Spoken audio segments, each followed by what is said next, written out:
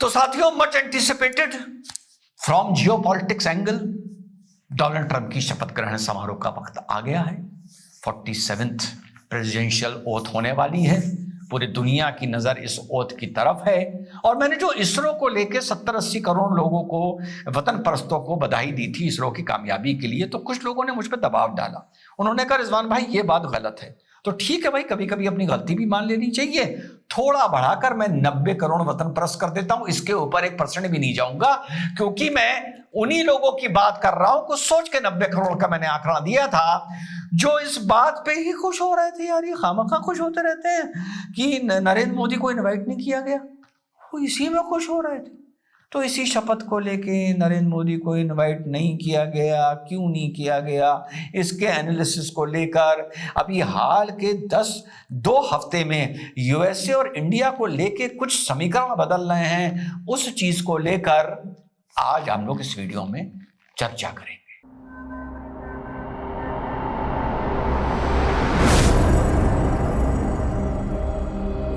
Hello, नमस्कार, सत श्री अकाल, अस्सलाम वालेकुम। कैसे हैं जनाब? पहले तो यूएसए में कभी यह कायदा था ही नहीं कि फॉरेन डिग्निटरीज को वहां के शपथ ग्रहण समारोह में इनवाइट किया जाता है। अब इस बार कोई नया सिलसिला, नई रवायत डोनाल्ड ट्रंप साहब डालना चाहते हैं।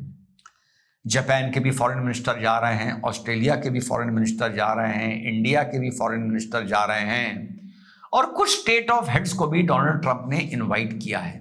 ऐसा नहीं है सामूहिक के यूरोपियन यूनियन के जा रहे हैं और ब्रिटिश क्राउन का रिप्रेजेंटेटिव जा रहा है, ऐसा कुछ नहीं है।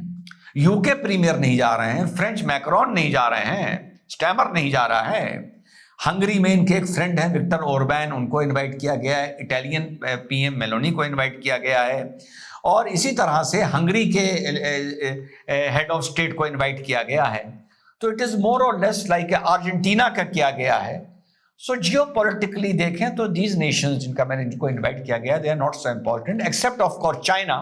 जो चाइना को इनवाइट किया गया, that was a part of Donald Trump strategy to keep the world guessing and to always be unpredictable and sometimes intentionally try to be unpredictable। ये भी एक आदमी का नेचर होता है।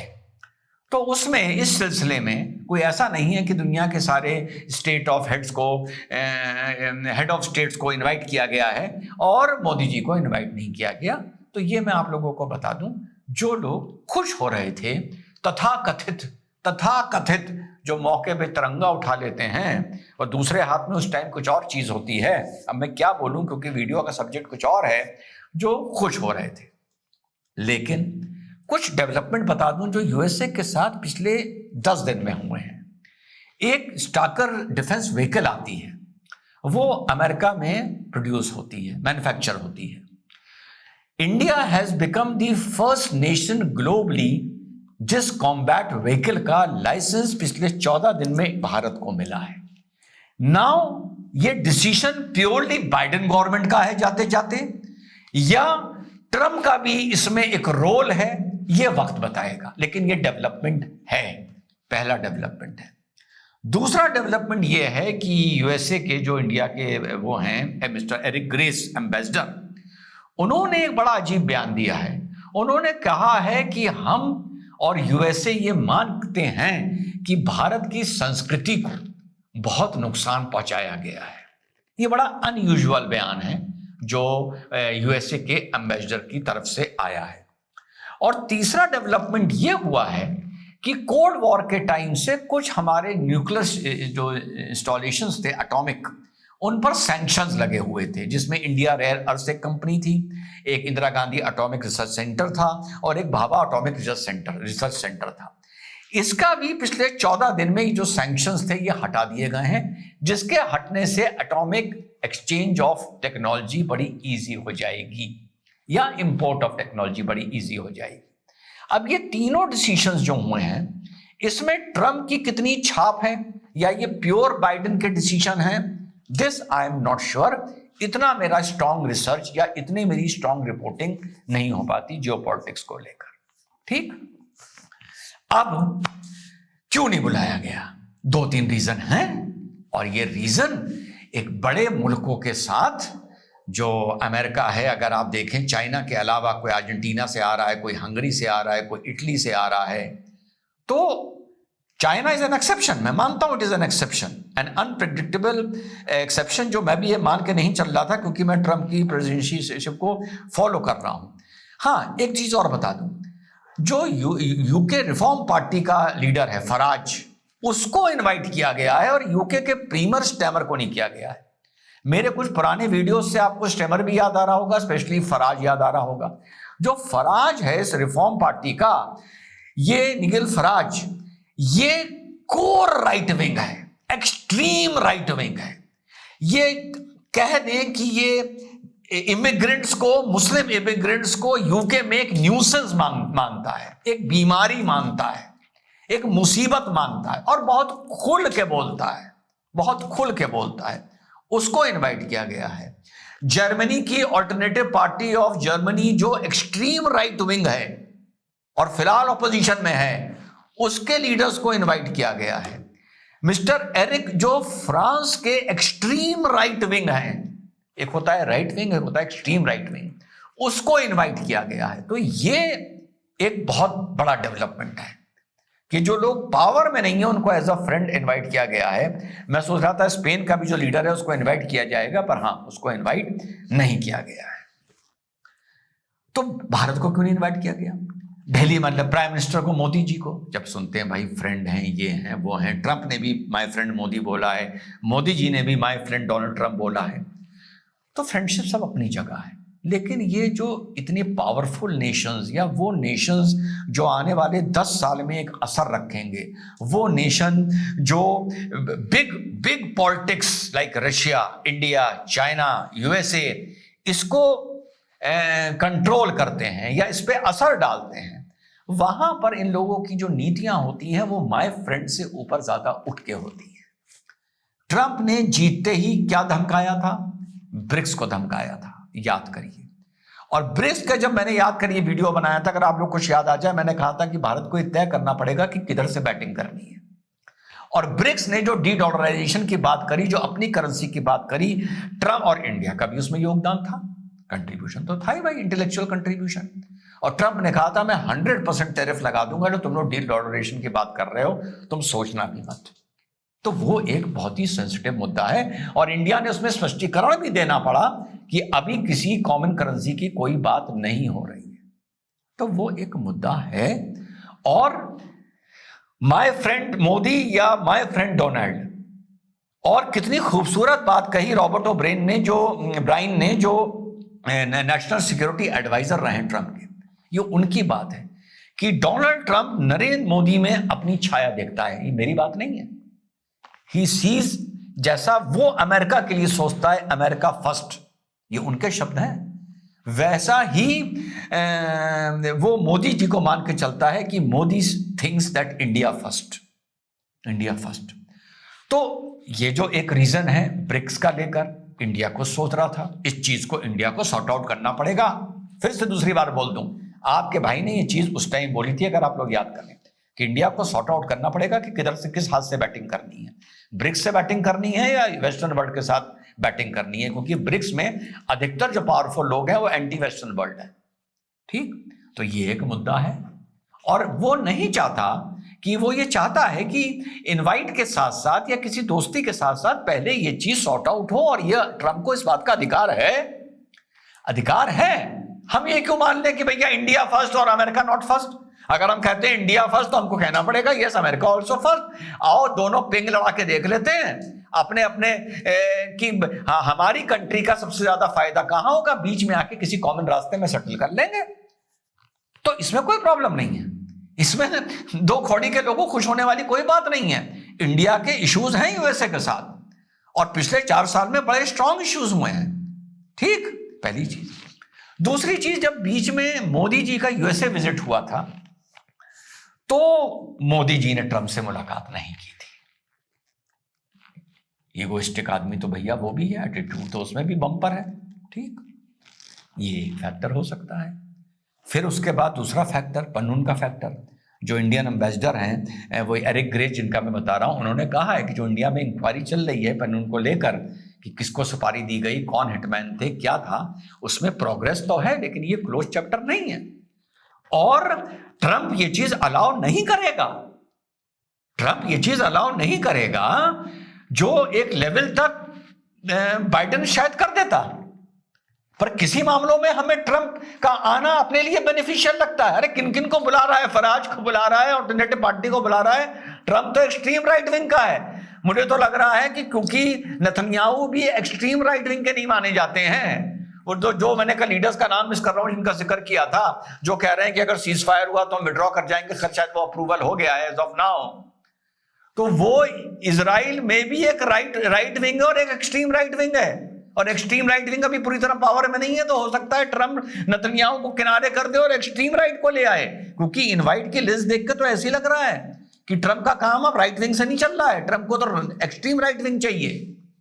ठीक, तो ये ट्रंप को अधिकार है कहने का कि मेरी कंट्री में, अब देखिए अब मैं बिल्कुल न्यूट्रल कमेंटेटर की तरह बोल रहा हूं, अब मैं ट्रंप के पॉइंट ऑफ व्यू से बोल रहा हूं कि भैया मेरी कंट्री में ये हिटमैन नहीं चलेगा, और इसका हिसाब दो, इसकी इंक्वायरी होगी और बड़ी जबरदस्त होगी। वो बात अलग है कि आपने मेरे टेन्योर में नहीं किया, लेकिन इंक्वायरी तो मेरे टेन्योर में आई है ना, तो हम ये चीज अलाउ नहीं करेंगे।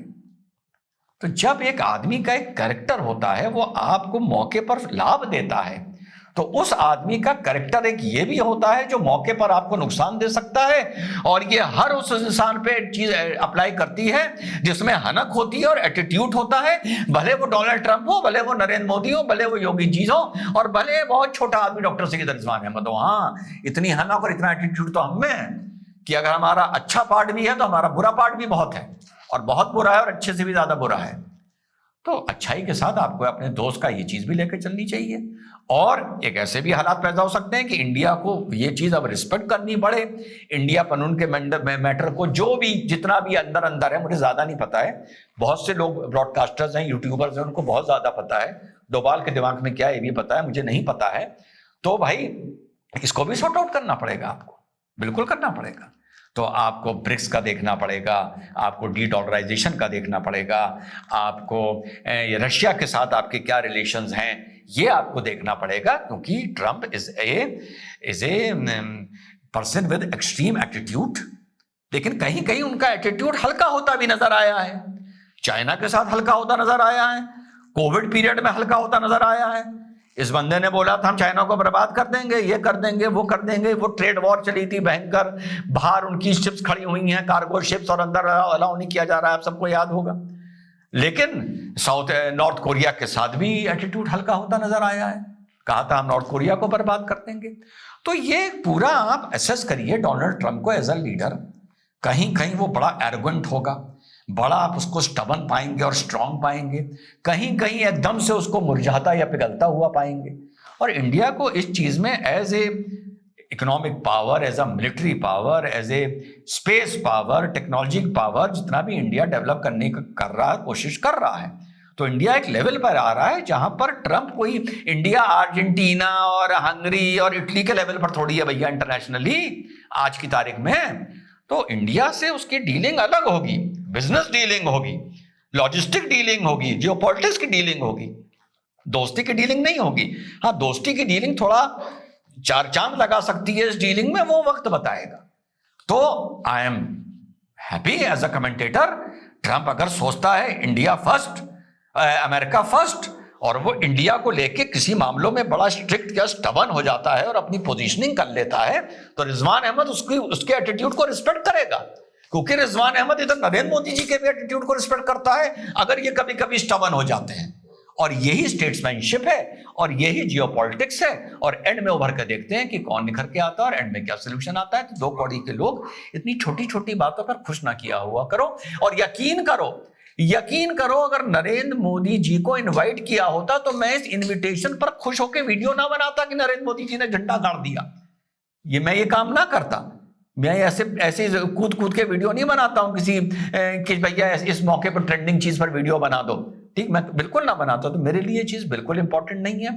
आई रिस्पेक्ट डोनाल्ड ट्रंप की बात कि America first, the American interest first, because I respect India first and Indian respect first. अब दोनों लीडर भिड़ के देख लें, बस एक फर्क है, अमेरिका का लीडर, एक बड़े पते की बात आप लोगों को बता दूं, अमेरिका का प्रेसिडेंट एक जगह बहुत जबरदस्त मार खाता है क्योंकि उसकी एक्सपायरी डेट पहले से फिक्स होती है। यह बहुत बड़ा एक रीजन है जो अमेरिकन प्रेसिडेंटशिप कभी भी इतनी मजबूत नहीं हो पा रही जितना आप रिलेटिवली देखिए चाइना ने अपने आप को स्ट्रांग किया या पुतिन ने अपने आप को स्ट्रांग किया, even with in the nation and even internationally.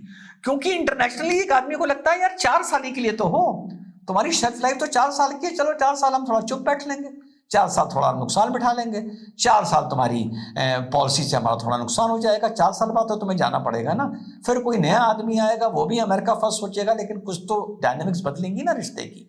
तो हम लोगों की तरह वहां की गवर्नमेंट नहीं चलती है कि अगर एक आदमी आ गया और उसके बाद वो जा नहीं रहा है और उसने किसी से जिद बढ़ा ली है तो ये नुकसान बड़ा लंबा हो जाता है। जैसे पुतिन का केस, चाइना का केस, इंडिया में मोदी जी का 11वां साल चल रहा है, 2029 में भी मोदी जी आएंगे, तो सोचो कितना लंबा पीरियड हो जाएगा। तो अमेरिका में ये एक एडवांटेज भी है और डिसएडवांटेज भी है। तो ट्रंप अगर किसी का नुकसान भी करना चाहेगा तो 4 साल उसकी शेल्फ लाइफ है, इससे ज्यादा नुकसान नहीं कर सकता। लेकिन इस 4 साल में भारत उससे क्या लाभ लेता है, ये भारत की सिटीजनशिप है।